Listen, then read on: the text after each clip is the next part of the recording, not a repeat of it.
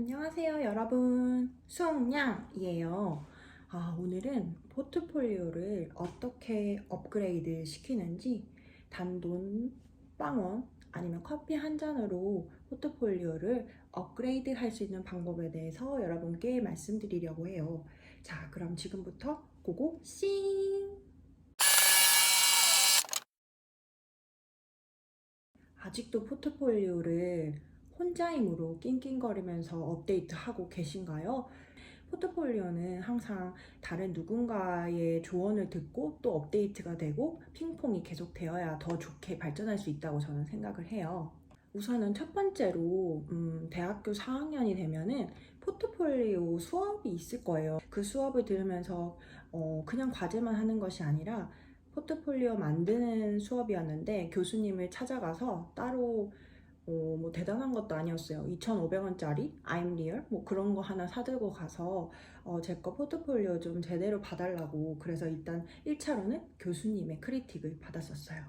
2차 이제 저보다 먼저 삼성에 입사한 친구가 있었거든요. 그런데 그 친구랑 저랑 같이 삼성 대외 활동도 같이 하고 막 그랬었는데 그 친구가 먼저 인턴으로 붙어서 채용이 돼버린 거예요. 그래서 그 친구랑 학교 중도에 앉아가지고 얘기를 하는데 제가 진짜 목구멍에 이만큼 차오르더라고요. 제발 포트폴리오 좀 보여주라 하고 싶었는데 자존심상 포트폴리오를 보여달라는 말은 못하고 그냥 끙끙끙끙 앓고 있었어요. 그런데 그 친구가 제 마음과 눈빛을 읽은 걸까요? 뭔가 안쓰러웠는지 나 이렇게 만들어서 합격했어 하고 포트폴리오를 보여만 주더라고요. 그러니까 짱 이렇게. 그래서 핸드폰으로 뭐 이렇게 만들었다고 막 보여주는데 막 머릿속으로 외웠어요. 막 그래 뭐 첫 장은 뭐 파랗게 하얗게 해가지고 뭐 파랑으로 이렇게 했네 뭐 이렇게 했네 하면서 다 외웠어요. 그러고 집에 와서 뿅 만들었는데 생각이 안 나. 아무튼 어쨌든 그 친구 거를 보고 조금 자극을 받고 좀 디벨롭해서 그것이 2차 업그레이드가 있었어요. 그리고 그 친구에게 커피를 샀죠. 3차 업그레이드. 이제 동아리 선배들을 이용을 했는데요. 디자인과나 이런 디자인 관련된 친구들이 아니라 경영학과 친구들이 이런 거 좀 예민하고 잘 보는 부분들이 있어요. 그런데 여러분 아시죠? 경영학과가 나중에 뭐 마케팅, 회계, 인사 이런 식으로 나눠지잖아요. 인사팀에 가려는 사람들의 성향 보면 PPT 그 제목들 넘겼을 때 흔들리는 거 정말 싫어해요. 그런 거 정말 잘 찾아내고요. 다음에 띄어쓰기, 맞춤법 틀린 거 이런 거를 막 너무 잘 찾아내는 거예요. 근데 저도 뭔가 작업을 하고 만들다 보니까 이렇게 확대를 해서 포트폴리오를 보기는 어려운 면도 있었거든요. 근데 그런 친구들이 그걸 다 잡아내줘서 띄어쓰기 맞춤법, 틀 흔들리는 거 이런 걸 한번 싹 교정을 했어요. 그렇게 해서 포트폴리오를 또 한 번 업그레이드를 했죠.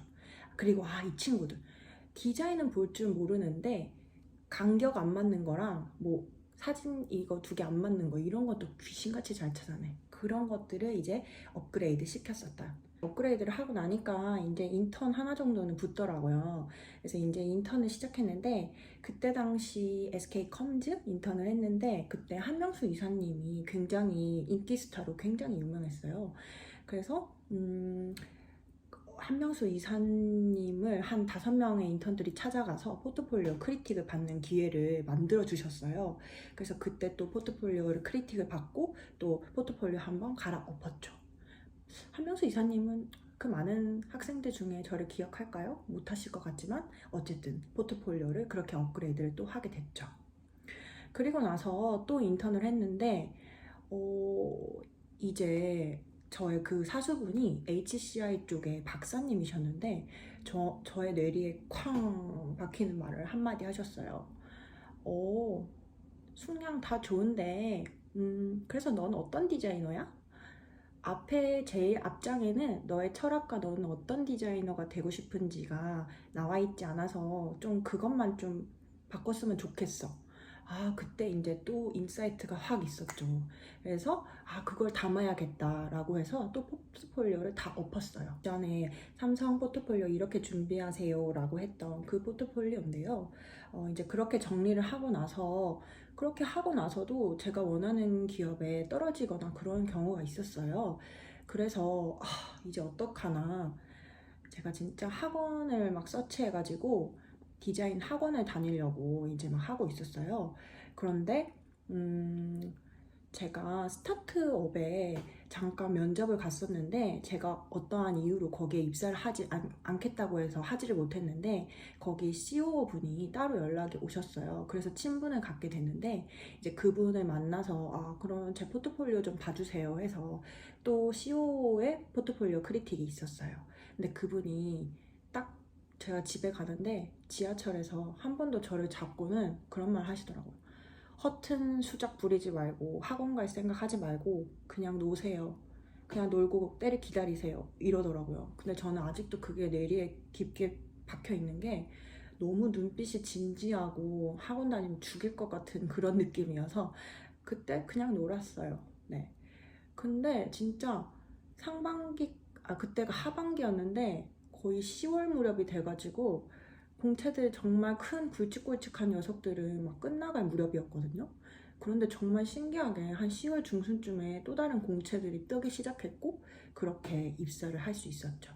12월 끝자락에요. 포트폴리오를 본인이 혼자서 본인 생각으로 업데이트를 시키고 있다면 다른 사람의 도움을 청해보세요. 과 친구도 좋고, 동아리 선배도 좋고, 아니면 정말 뭐 남자친구나 가족이나 동생도 좋아요. 그리고 실무자를 알고 계신다면 정말 실무자에게 한번 물어봐서 크리틱을 받는 것도 꼭 추천을 드리고 싶고요.